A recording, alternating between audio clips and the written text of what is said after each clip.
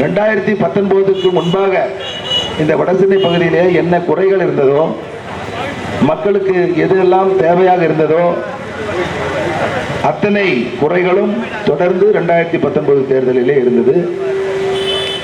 உண்மையை சொல்ல வேண்டும் என்று சொன்னால் இன்று வரை அந்த குறைகள் அப்படியே இருக்கிறது. போன தேர்தலிலே 2019 நாடாளுமன்ற தேர்தலிலே வேட்பாளராக நின்ற இப்பொழுது நாடாளுமன்ற உறுப்பினராக இருக்கின்ற சகோதரர் கலாநிதி வீராசாமி தேர்தல் பிரச்சாரத்தின் போது பல வாக்குறுதிகளை கொடுத்தார். அவருக்கு ஆதரவாக அப்பொழுது முதலமைச்சராக இல்லாத இப்பொழுது முதலமைச்சராக இருக்கின்ற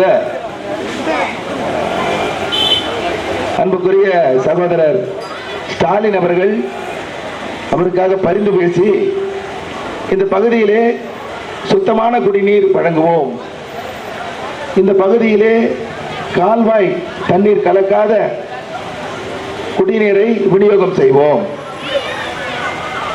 பாதாள சாக்கடை திட்டத்துக்காக 1000 கோடி ஒதுக்குவோம், மாசு கட்டுப்பாட்டு வாரியத்தின் மூலமாக இந்த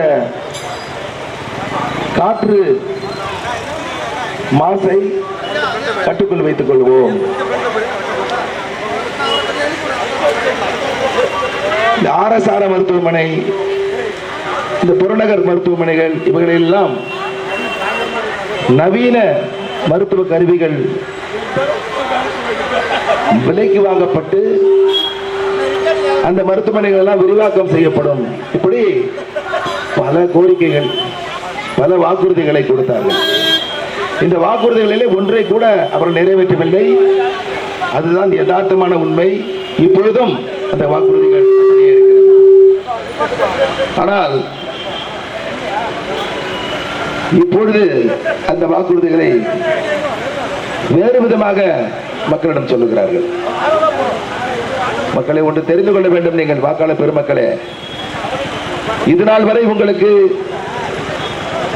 திமுக அதிமுக கட்சிகளை தவிர வேறு கட்சிகள் தமிழ்நாட்டில் ஜெயிக்கின்ற வாய்ப்பை பெற்றதாக உங்களால் உணர முடியவில்லை. யதார்த்தமான உண்மை ஒற்றுக்கொள்கிறேன். 10 ஆண்டு காலமாக மத்தியிலே பாரதிய ஜனதா கட்சி ஆட்சியில் இருந்தாலும் கூட தமிழகத்திலே வெகுவான வளர்ச்சி இல்லாத காலம் இருந்தது. ஆனால் இப்பொழுது 10 ஆண்டு கால ஆட்சியை மக்கள் நினைக்கிறார்கள். 10 ஆண்டு காலிலே இந்தியாவுடைய பெருமையை உலகிற்கு எடுத்து சென்ற பாரத பிரதமரை நினைவு கூறுகிறார்கள். எத்தனை எத்தனை திட்டங்கள் மக்களுக்கான திட்டங்களை நிறைவேற்றிய மக்கள் பயன்பெற்றிருக்கிறார்கள். இவைகளுக்கெல்லாம் மேலாக தலைவர் அண்ணாமலையுடைய எழுச்சியான செயல்பாடுகள் மக்களிடம் சேர்ந்து மக்கள் இந்த கட்சியிலே பெருவாரியாக இணைந்து இந்த கட்சியை ஒரு வெற்றி வாய்ப்பை பெறுகின்ற கட்சியாக கொண்டு வந்து நிறுத்தியிருக்கிறார்கள். ஆகவே இப்பொழுது மாற்றாக 2 கட்சிகளுக்கு மாற்றாக பாரதிய ஜனதா கட்சி களத்திலே இருக்கிறது, வெற்றி பெறக்கூடிய நிலையில இருக்கிறது என்பதை நீங்கள் தயவு செய்து உறுதி செய்ய வேண்டும். உங்களுக்கு வாய்ப்பில்லை, ஆல்டர்னேட் இல்லை, மாற்று இல்லை என்ற காரணத்தினால் நீங்கள் ஒரு தடவை ஒருவருக்கு மறுதடவை மற்றவருக்கு என்று வாக்களித்து எந்த ஒரு பலனும் பெறவில்லை, ஏமாற்றம் தான் அடைந்திருக்கிறீர்கள்.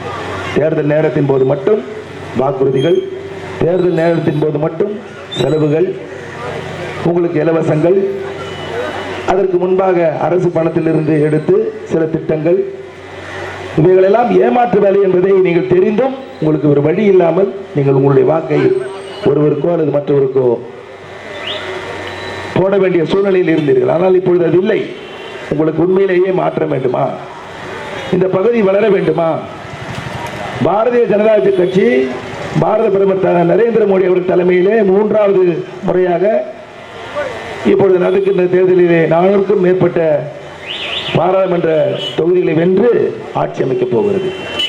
அப்படி ஆட்சி அமைக்கின்ற அந்த கட்சியிலே அந்த கட்சியின் சார்பாக போட்டியிடுகின்ற வெற்றி வாய்ப்பை பெற இருக்கின்ற ஒரு சூழ்நிலையிலே நீங்களும் அதற்கு ஆதரவாக மாற்றம் வேண்டும் என்று நினைத்து தாமரை சின்னத்திலே நீங்கள் வாக்களிப்பீர்களானால் இந்த பகுதியை நிச்சயமாக மாற்றுவீர்கள். இதை கேட்குறாங்க எல்லாரும், மீடியா கேட்குறாங்க, அடிக்கடி கேட்குறாங்க, உங்களுடைய வாக்குறுதி என்னங்க, இந்த தொகுதிக்கு என்னங்க பண்ண போறீங்க? நான் மற்றவர்களைப் போல பொய் வாக்குறுதிகளை கொடுக்கிறதுக்கு கொடுப்பதற்கு தயாராக இல்லை. நான் கள நிலவரத்தை அறிந்தவன், இந்த பகுதியிலே சுற்றி தெரிந்தவன், இந்த மக்களின் நிலையை அறிந்தவன். அன்றாட உழைக்கும் வர்க்கம் மாதா மாதம் சம்பளம் வாங்கி அது பட்ஜெட் போட்டு செலவு செய்கின்ற வர்க்கம். இவர்கள் தேவை எனக்கு தெரியும். அவர்கள் கேட்பது அடிப்படை உரிமை, அடிப்படை தேவைகள். இந்த அடிப்படை தேவைகளை நிச்சயமாக பூர்த்தி செய்வேன். நான் மற்றவர்களைப் போல வருடத்திற்கு ஒரு முறையோ 5 வருடத்திற்கு ஒரு முறையோ வந்து போகின்ற மக்கள் பிரதிநிதியாக இருக்க மாட்டேன். உங்களை தொடர்பு கொண்டு உங்களுடன் உங்கள் குறைகளை அறிந்து அதை நிவர்த்தி செய்கின்ற பாராளுமன்ற உறுப்பினராக இருப்பேன்.